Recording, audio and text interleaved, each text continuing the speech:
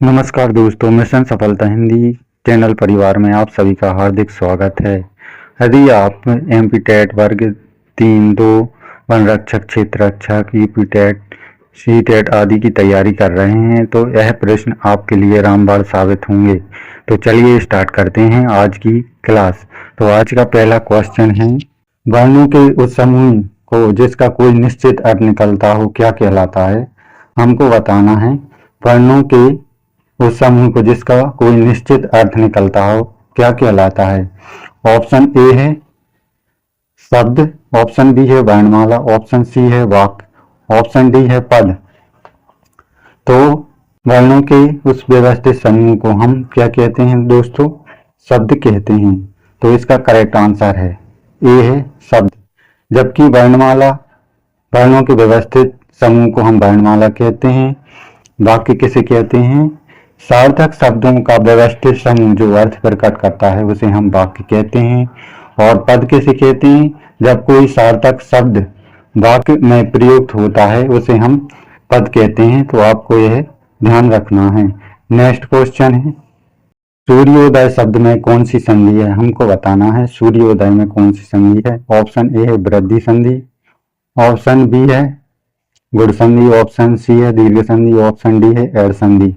तो सूर्योदय का संधि विच्छेद होता है सूर्य धन उदय, जिसमें के ऊपर एक मात्रा हो उसमें गुण स्वर संधि होती है। तो इसलिए ऑप्शन बी इसका करेक्ट आंसर है।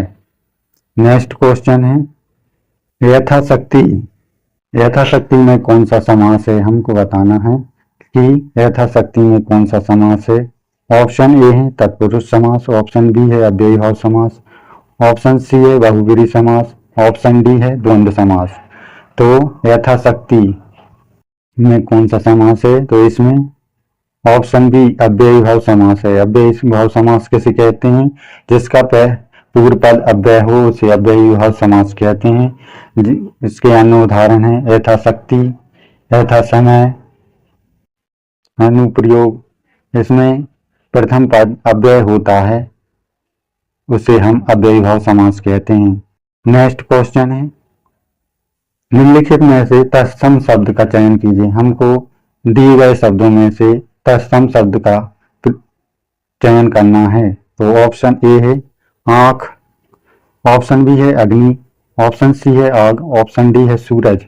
तत्सम शब्द किसे कहते हैं? वह शब्द जो संस्कृत भाषा से ज्यों के त्यों हिंदी भाषा में प्रयोग किए जाते हैं उन्हें तत्सम शब्द कहते हैं। तो इसमें ऑप्शन बी अग्नि एक तत्सम शब्द है, इसलिए ऑप्शन बी इसका करेक्ट आंसर है। नेक्स्ट क्वेश्चन है दोस्तों, जो शब्द संज्ञा की विशेषता बताते हैं उन्हें क्या कहते हैं? हमको बताना है कि जो शब्द संज्ञा की विशेषता बताते हैं उसे हम क्या कहते हैं। ऑप्शन ए है सर्वनाम, ऑप्शन बी है क्रिया, ऑप्शन सी है विशेषण, ऑप्शन डी है क्रिया विशेषण। तो जो शब्द संज्ञा की विशेषता बताते हैं उसे हम विशेषण कहते हैं। क्या कहते हैं? तो जो शब्द संज्ञा की विशेषता बताते हैं उन्हें हम क्या कहते हैं? उन्हें हम विशेषण कहते हैं। इसलिए ऑप्शन सी इसका करेक्ट आंसर है। जबकि सर्वनाम, जो शब्द सबके नामों के स्थान पर प्रयोग होते हैं उसे हम क्या कहते हैं? सर्वनाम कहते हैं। क्रिया, क्रिया किसे कहते हैं? क्रिया किसी काम करने या होने का बोध हो वहां उसे हम क्रिया कहते हैं। जबकि क्रिया विशेषण, जो क्रिया की विशेषता बताते हैं उसे क्रिया विशेषण कहते हैं। नेक्स्ट क्वेश्चन है, विरासत शब्द का पर्यायवाची क्या है? क्वेश्चन नंबर 6 है, विरासत का पर्यायवाची शब्द हमको बताना है। ऑप्शन ए है दया, ऑप्शन बी है दाय, ऑप्शन डी है दान, ऑप्शन सी है दान, ऑप्शन डी है रिक्त। तो विरासत का अर्थ होता है पूर्वजन्म प्राप्त विरासत। इसका पर्यायवाची शब्द होता है दाय। ऑप्शन बी इसका करेक्ट आंसर है। नेक्स्ट क्वेश्चन है, स्थावर का विलोम शब्द क्या है? हमको बताना है स्थावर का विलोम शब्द क्या है? ऑप्शन ए है चंचल, ऑप्शन बी है जंगम, ऑप्शन सी है चेतन, ऑप्शन डी है सचल। तो स्थावर यह मुख्य इंपॉर्टेंट शब्द माना जाता है जो परीक्षा में बार बार पूछा जाता है।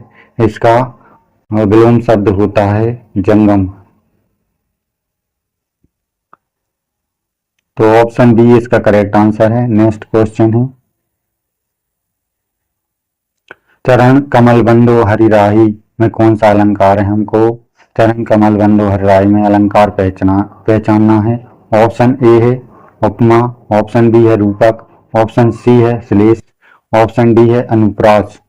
तो हमें इन शब्द में अलंकार पहचानना है। तो इसका करेक्ट आंसर होगा रूपक अलंकार। रूपक अलंकार की पहचान क्या है? जब किसी शब्द की किसी अन्य शब्द से उपमा की जाए वहां रूपक अलंकार होता है और इसकी पहचान होती है इसमें योजक चिन्ह का प्रयोग किया जाता है। नेक्स्ट क्वेश्चन है, शुद्ध वर्तनी का चयन करना है। ऑप्शन ए है आशीर्वाद, ऑप्शन बी है आशीर्वाद, ऑप्शन बी है आशीर्वाद, ऑप्शन डी है आशीर्वाद। तो इसमें हमको शुद्ध शब्द पहचानना है। तो ऑप्शन बी आशीर्वाद, यह शब्द परीक्षा में बार बार पूछा जाता है इसलिए इसको विशिष्ट रूप से ध्यान रखना है। ऑप्शन बी इसका करेक्ट आंसर है। नेक्स्ट क्वेश्चन है, करण कारक की विभक्ति क्या है? हमको बताना है कि करण कारक की विभक्ति क्या है। ऑप्शन ए है ने, ऑप्शन बी है से द्वारा, ऑप्शन सी है को, ऑप्शन डी है न पर। तो करण कारक की विभक्ति है से। ऑप्शन बी इसका करेक्ट आंसर है। जब से का प्रयोग किसी संबंध बताने के लिए किया जाए तो वहां करण कारक होता है और जब जहां अल्पौग हो वहां से का प्रयोग अपादान कारक के में प्रयोग किया जाता है। नेक्स्ट क्वेश्चन है, जो पहले कभी ना हुआ हो के लिए एक शब्द है। ऑप्शन ए है अद्भुत, ऑप्शन बी है अभूतपूर्व, ऑप्शन सी है अनुपम, ऑप्शन डी है अपूर्व। तो जो पहले कभी ना हुआ हो उसके लिए एक शब्द है अभूतपूर्व। ऑप्शन बी इसका करेक्ट आंसर है। नेक्स्ट क्वेश्चन है, हिंदी में कितने वचन होते हैं? तो हमको बताना है हिंदी में कितने वचन होते हैं। ऑप्शन ए है एक, ऑप्शन बी है दो, ऑप्शन सी है तीन, ऑप्शन डी है चार। तो हिंदी में दो वचन होते हैं इसलिए हिंदी में दो वचन होते हैं। ऑप्शन बी इसका करेक्ट आंसर है, एक वचन और बहुवचन, जबकि संस्कृत में तीन वचन होते हैं। नेक्स्ट क्वेश्चन है, मुहावरा पहचानना है हमको। 9 2 11 होना मुहावरे का अर्थ क्या है? तो ऑप्शन ए है मिलकर काम करना, ऑप्शन बी है भाग जाना, ऑप्शन सी है गणित में होशियार होना, ऑप्शन डी है बहुत मेहनत करना। तो ऑप्शन बी इसका करेक्ट आंसर है भाग जाना। तो 9 2 11 होना मुहावरे का अर्थ है भाग जाना। नेक्स्ट क्वेश्चन है, श्रृंगार रस का स्थायी भाव क्या है? हमको बताना है श्रृंगार रस का स्थायी भाव क्या है। तो ऑप्शन ए है हास्य, ऑप्शन बी है रति, ऑप्शन सी है शोक, ऑप्शन डी है क्रोध। तो ऑप्शन डी इसका करेक्ट आंसर है रति। श्रृंगार रस का स्थायी भाव क्या है? रति। नेक्स्ट क्वेश्चन है, निम्न में से कौन सा अघोष वर्ण है? तो हमको निम्न शब्दों में से अघोष वर्ण पहचानना है। ऑप्शन ए है का, ऑप्शन ए है का, ऑप्शन बी है गा, ऑप्शन सी है जा, ऑप्शन डी है डा। तो अघोष वर्ण वर्णमाला किसे कहते हैं? अघोष वर्ण जो वर्णमाला के प्रथम दो अक्षर, किसी भी वर्ग के प्रथम दो अक्षर को अघोष वर्ण कहा जाता है, इसलिए ऑप्शन ए का इसका करेक्ट आंसर है। नेक्स्ट क्वेश्चन है, लड़का पेड़ से गिरा में कौन सा कारक है? हमको बताना है। लड़का पेड़ से गिरा। तो जब किसी स्थान से अलग होना प्रयोग हो वहाँ पे अपादान कारक होता है। तो ऑप्शन ए है संबंध कारक, ऑप्शन बी है उपादान कारक, ऑप्शन सी है संप्रदान कारक, ऑप्शन डी है कर्म कारक।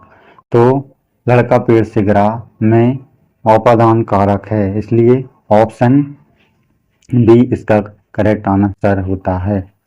अपादान कारक जब अलगाव की स्थिति हो वहाँ अपादान कारक होता है। नेक्स्ट क्वेश्चन है, वर्ण का अर्थ नहीं होता। हमको बताना है वर्ण का अर्थ नहीं होता है। तो ऑप्शन ए है रंग, ऑप्शन बी है अक्षर, ऑप्शन सी है जाति, ऑप्शन डी है आकाश। तो ऑप्शन डी आकाश वर्ण का अर्थ नहीं होता, जबकि रंग अक्षर जाति वर्ण के अर्थ होते हैं। नेक्स्ट क्वेश्चन है,